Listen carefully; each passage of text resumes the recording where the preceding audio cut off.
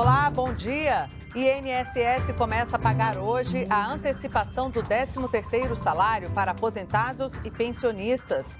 Já entregou sua declaração do imposto de renda? A Receita criou um assistente virtual para orientar o contribuinte sobre como preencher o documento. E veja também, novo programa vai estimular a agricultura irrigada no Nordeste com oferta de crédito e assistência técnica para produtores. Terça-feira, 25 de maio, o Brasil em Dia está no ar.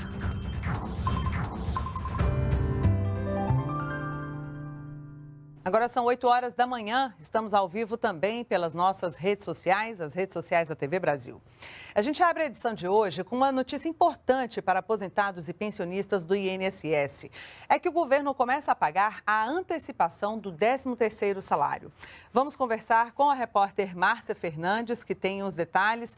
Um dinheiro que vem numa boa hora, não é isso, Márcia? Bom dia. Oi, Dani, bom dia para você, bom dia para todos. É isso mesmo, dinheiro que vem em boa hora. São mais de 25 bilhões de reais para o pagamento de 31 milhões de benefícios. Tem direito ao 13º quem recebe a aposentadoria, pensão por morte, auxílio-doença, auxílio-acidente ou auxílio reclusão. Para aqueles que recebem um salário mínimo, o depósito da antecipação será feito entre os dias 25 de maio e 8 de junho. Quem recebe mais que isso terá o pagamento creditado entre o dia 1º e 8 de junho. E olha, Dani, segundo o INSS, essa medida vem justamente para injetar dinheiro na economia, aquecer a economia nesse momento complicado que nós estamos vivendo de enfrentamento à pandemia do coronavírus. Vamos ver. Juntamente com a folha mensal do mês de maio, estaremos, no total, repassando para o beneficiário 76 bilhões de reais, que é um dinheiro que será injetado na economia e beneficiará aqueles que precisam dessa antecipação do 13º. É a contribuição do INSS nesse momento de pandemia. Falta menos de uma semana para o fim do prazo da entrega da declaração do imposto de renda. A data limite é 31 de maio. Para quem ainda não entregou a declaração, veja algumas dicas para não ter problemas com a Receita Federal. A próxima segunda-feira, 31 de maio, é o último dia. Até lá são esperadas 32 milhões de declarações. O prazo original era até 30 de abril, mas foi adiado devido à pandemia. Mas mesmo assim, sempre tem aqueles que deixam para a última hora. Lembrando, se a declaração não for entregue no prazo, a multa varia de R$ 165 a até 20% do valor do imposto devido. Para tirar dúvidas, a Receita criou um assistente virtual disponível nas versões do aplicativo Meu Imposto de Renda para celulares e tablets. Uma das recomendações é usar o sistema de declaração pré-preenchida que resgata informações já existentes. Este especialista tem outra dica importante. Antes do preenchimento, é melhor reunir com antecedência a documentação exigida. Peguem a declaração do exercício anterior, os informes de rendimentos, os informes bancários, esqueçam aquela ideia do achismo. Eu acho que eu tinha o depósito em conta corrente, é R$100, ou R$1.000, ou R$1.500. Esqueçam isso, solicitem o informe do banco. Há sempre movimentações que o banco fornecem de informações à Receita Federal e que você necessita para confeccionar a sua declaração de imposto de renda. Guilherme Lasso tomou posse nesta segunda-feira como novo presidente do Equador. Chefes de Estado e de Governo da América Latina e da Europa, entre eles o presidente Jair Bolsonaro, participaram da cerimônia. Presidentes da América Latina foram recebidos na Assembleia Nacional do Equador com uma cerimônia militar. O último a entrar foi o presidente Jair Bolsonaro, honraria prestada ao primeiro a confirmar presença no evento. O rei da Espanha, Felipe VI, também estava entre as autoridades. O novo presidente do Equador tomou posse numa data simbólica, o dia da independência do país, com um discurso de união e de recuperação da economia, diante da crise provocada pela pandemia, que fez o PIB do país cair 10%. Na saída da cerimônia, Guilherme Lasso enviou uma saudação aos brasileiros. E Bolsonaro ao povo equatoriano. Boa sorte, jogador. Brasil e Equador completam em 2021 177 anos de relações diplomáticas.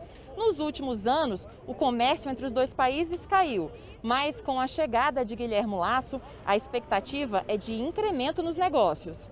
É importante, né, que haja essa convergência, né, de ideias, ela facilita, vamos dizer, o intercâmbio comercial, já que ambos os presidentes defendem o livre comércio, o aumento das exportações, então há muito espaço para o crescimento das exportações do Equador no Brasil e também o contrário das exportações do Brasil para o Equador.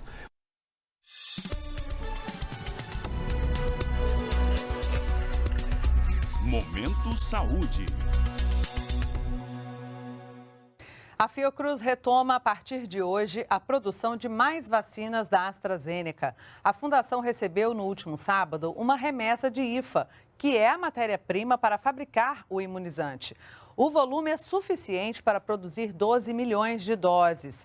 O Butantan também vai retomar a produção da Coronavac. O Instituto recebe hoje 3 mil litros de insumos vindos da China. A quantidade é suficiente para produzir 5 milhões de doses da vacina contra a Covid-19. Vamos conferir agora como está a vacinação no Brasil. Os números estão aqui, vão aparecer aqui no nosso telão. Bom, as doses distribuídas somam 90.777.747. Já foram aplicadas 58.538.000 doses. As pessoas vacinadas com a primeira dose somam 39.727.000 e as que tomaram a segunda dose, 18.811.000 pessoas. O ministro da Saúde participou ontem de forma remota da Assembleia Mundial da OMS, a Organização das Nações Unidas. No discurso, Marcelo Queiroga defendeu que a volta à normalidade depende da vacinação em massa e que o Brasil segue firme com as medidas de prevenção contra a Covid-19. A pandemia impôs enormes desafios aos sistemas de saúde ao redor do mundo. No Brasil, investimos recursos financeiros e humanos na promoção da saúde e na retomada da economia. A isso, somamos nossa firme recomendação de medidas não farmacológicas para toda a população. Hoje, nossa maior esperança para permitir o retorno gradual e seguro à normalidade é a ampla vacinação. Até o momento, o SUS já distribuiu mais de 90 milhões de doses de vacinas e vacinou mais de 55 milhões de pessoas. Mais de 600 produtos usados no combate à Covid-19 vão continuar a entrar no Brasil sem pagar tarifa de importação. A isenção terminaria em junho, mas foi prorrogada pelo governo até o fim do ano. A lista inclui medicamentos, vacinas, equipamentos hospitalares, itens de higiene pessoal e outros insumos. A medida foi publicada no Diário Oficial da União de hoje. Acelerar o cronograma de desenvolvimento de uma vacina totalmente nacional contra o coronavírus é uma das metas do Ministério da Ciência, Tecnologia e Inovações. O ministro Marcos Pontes participou ontem de audiência na Comissão Temporária do Senado sobre a Covid-19. O ministro Marcos Pontes fez um balanço das ações estratégicas do Ministério da Ciência, Tecnologia e Inovações dentro da rede vírus desde fevereiro de 2020 para o enfrentamento à pandemia. Ele afirmou que a prioridade agora é acelerar o cronograma para a produção de vacinas contra a Covid-19 com tecnologia 100% nacional. Nós utilizamos, além da Fiocruz e do Butantan, né, que são os institutos mais conhecidos, públicos, né, nós temos os nossos INCTs, Institutos Nacionais de Ciência e Tecnologia, congregam pesquisadores de diversas instituições, inclusive da Fiocruz, do Butantan, e são essas INCTs que estão desenvolvendo essas vacinas nacionais, essas tecnologias de vacinas nacionais. O ministro Marcos Pontes defendeu ainda a necessidade de implantar no país um laboratório de biossegurança para garantir estudos e combate às mutações do vírus da Covid-19. Por isso, defendeu a captação de investimentos da iniciativa privada, oferecendo incentivos fiscais. Se eu fabrico esses insumos farmacêuticos em empresa privada, o que acontece? Eu aumento a capacidade da nossa indústria, eu tenho mais contratações, eu tenho nota fiscal sendo produzida no Brasil pelo setor privado, e isso é o futuro. Reformas que estão em andamento no Congresso Nacional, como a tributária e a administrativa, foram alguns dos assuntos debatidos no Novo Sem Censura, na edição desta segunda-feira. A convidada foi a ministra-chefe da Secretaria de Governo, Flávia Arruda. No programa da TV Brasil, ela também falou sobre orçamento e mudanças para ampliar o programa de transferência de renda Bolsa Família. Durante a participação no programa Sem Censura, a ministra Flávia Arruda afirmou que o governo federal tem trabalhado para discutir no Congresso medidas para amenizar o impacto econômico provocado pela pandemia da Covid-19.